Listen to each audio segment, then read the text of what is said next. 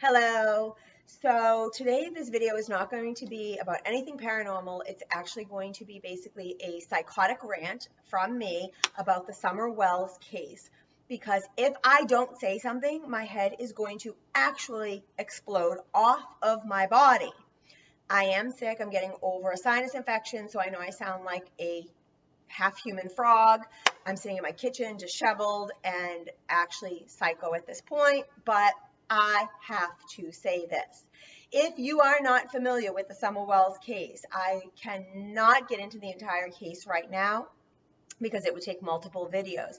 I would be willing to do that. If you're interested, we can certainly deep dive into it and go back to the beginning, but that would take multiple videos because boy, it is convoluted. It is full of interesting characters, twists and turns. There is not a movie that Hollywood could make that could be even remotely as fascinating and insane as this story.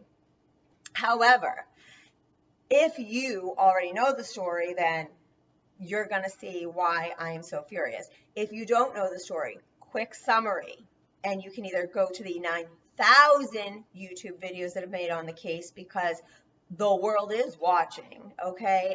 And you can get a lot of information. But quick summary. Summer Wells is a 5-year-old little girl from Tennessee who went missing on June 15th.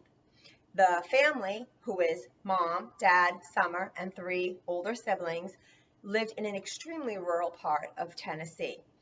On June 15th, Summer, her mom, grandma, who is mom's mom, and a friend of the family's 15-year-old son had run some errands, gone swimming, and returned home. The 15-year-old had been dropped off prior to returning home. So when we get home, we just have grandma, mom, and Summer. Some point in a very short period of time, Summer is thought to have gone missing. Well, she did go missing because she's not there.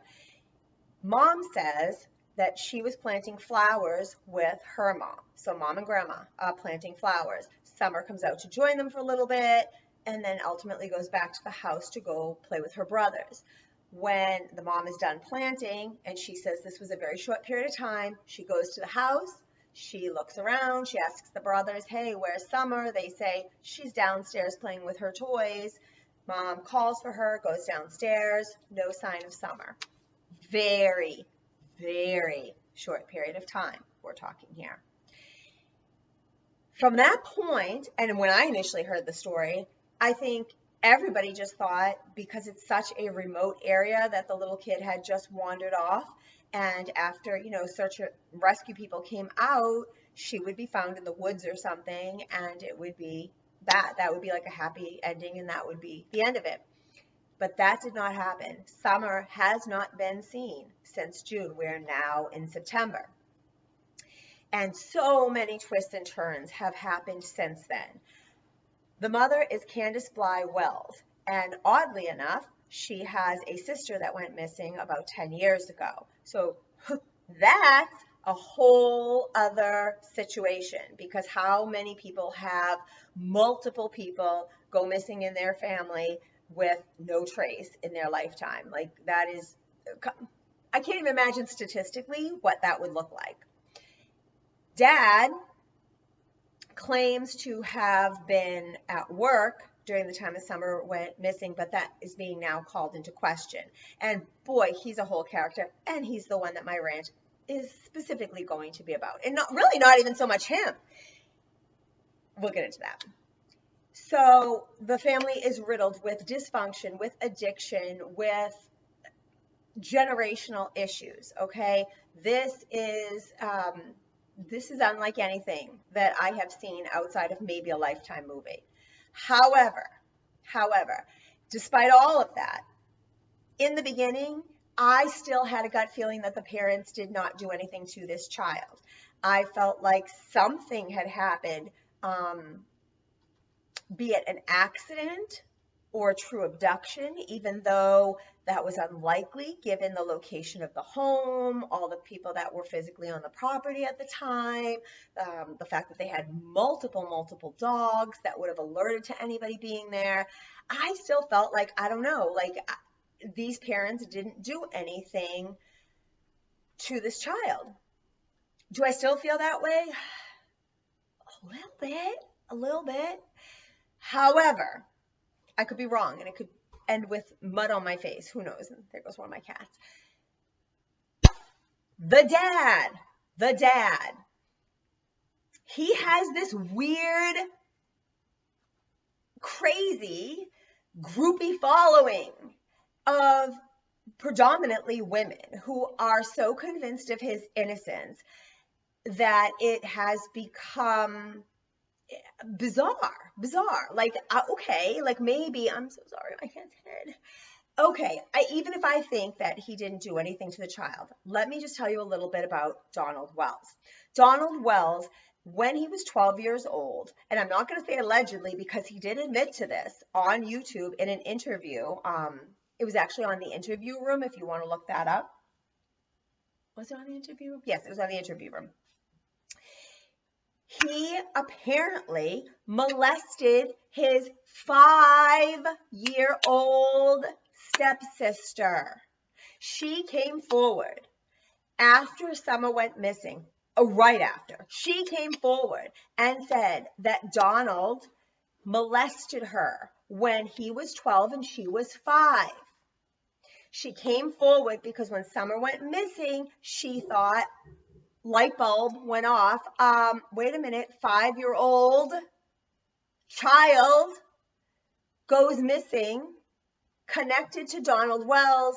Well, he molested me as a child. Could there be a connection? She came forward. Since then, multiple women have come forward and said that they had been abused in this manner by Donald when they were young. Now, one could argue that, well, he was 12. 12? How many of you have a 12-year-old?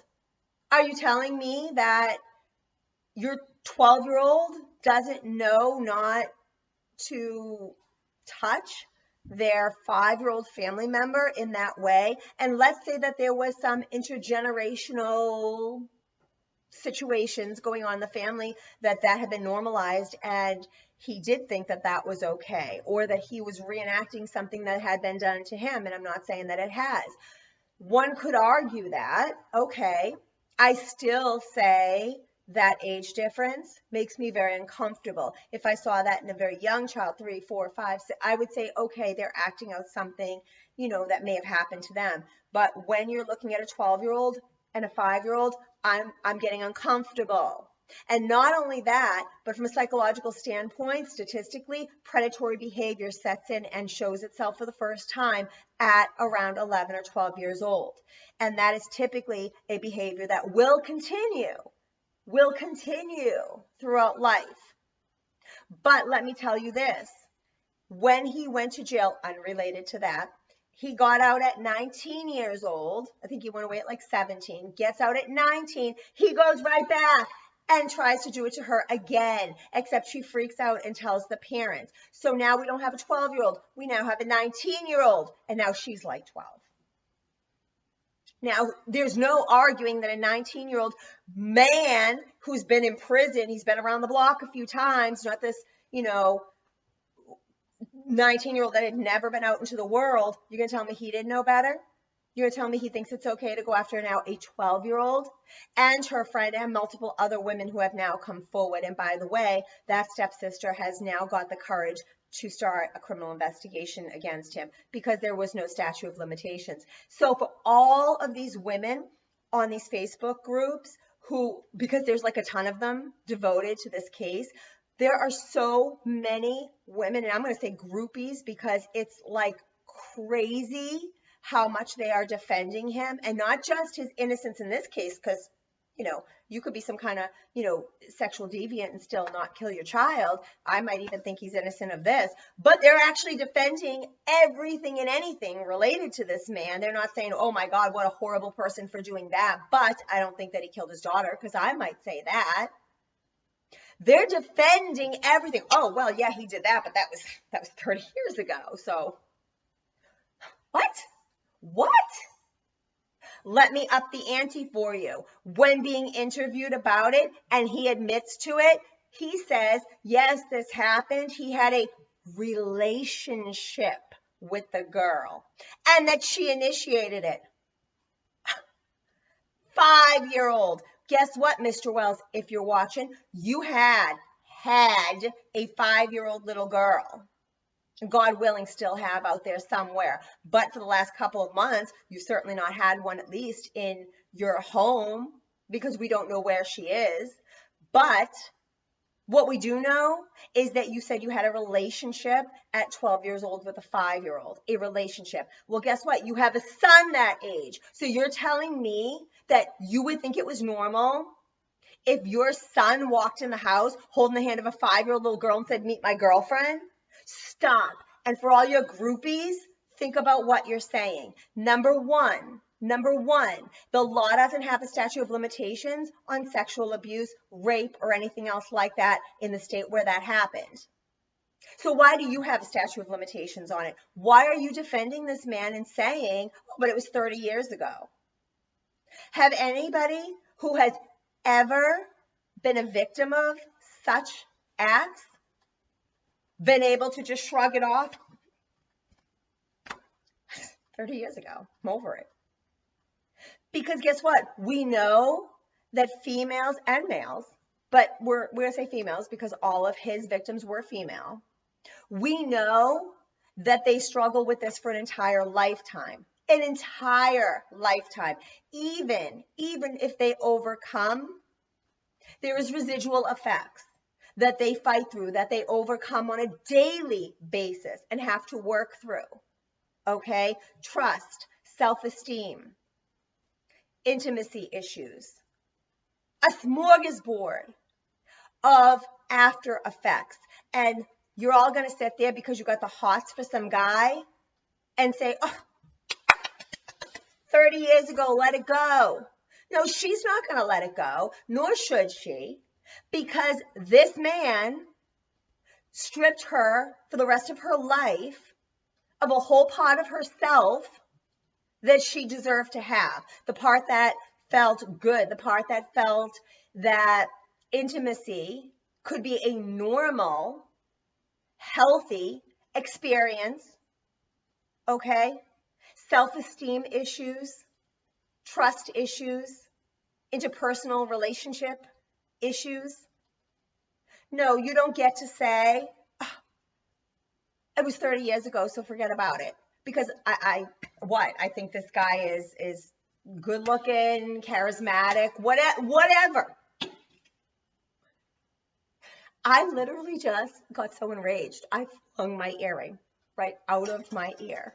All right, I'm gonna bring it down a couple of notches because clearly I'm falling apart here and ripping things off of my body. But you get where I'm going with this. I don't know if this man had anything to do with the disappearance of his daughter. Some part of me actually thinks no.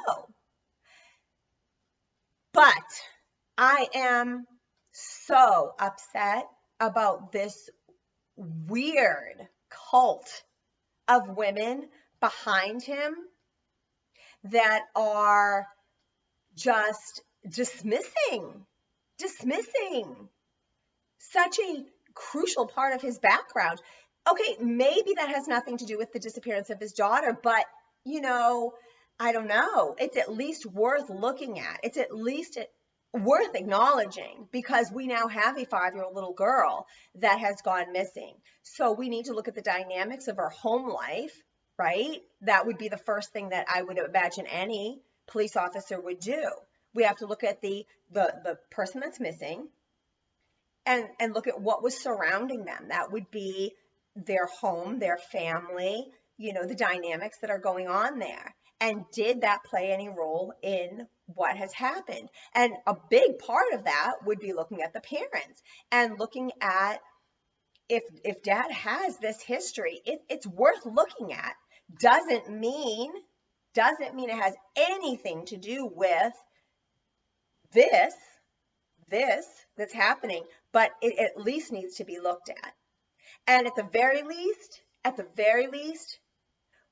for the women that are now coming forward. And really the stepsister, look, she lived with this her whole life, okay? She didn't come forward until out of fear for the missing child that she came forward and said something. And that alienated her from a lot of her family.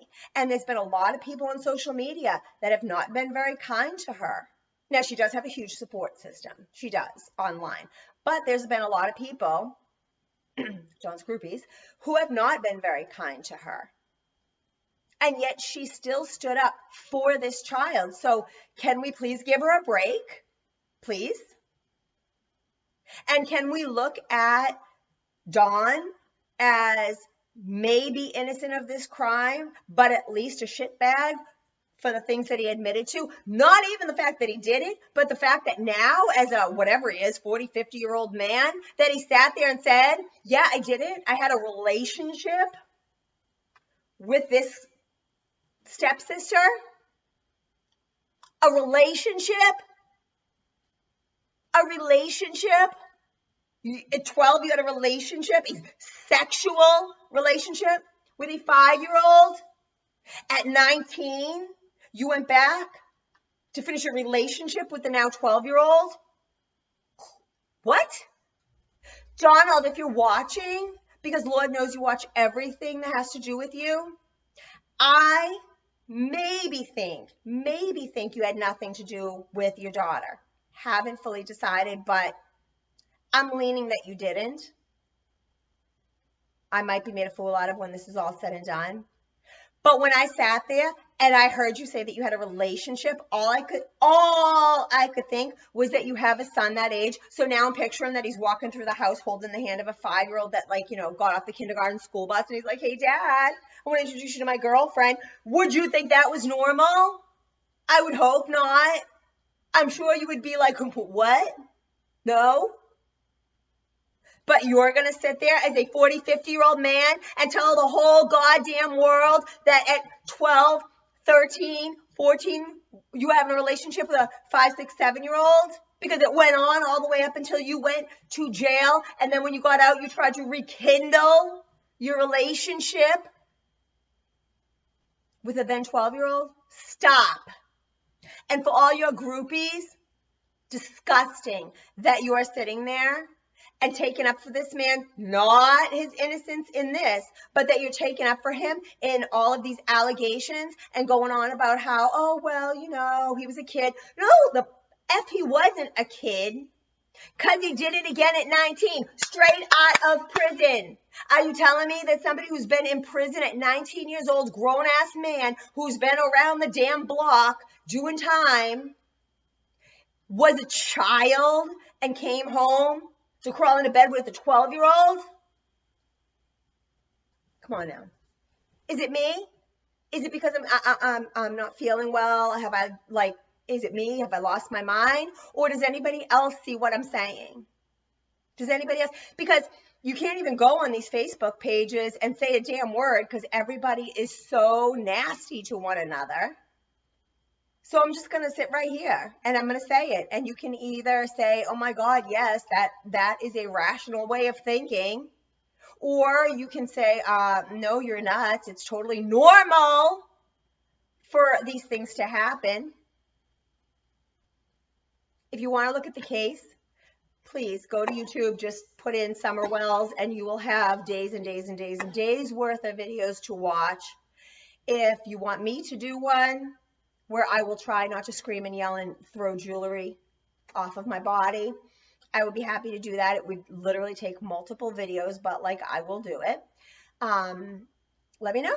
Let me know. And I am going to go and take some honey, drink some tea, find my earring that I've lashed across the room in a fit of rage, and I'll see you guys soon. Bye.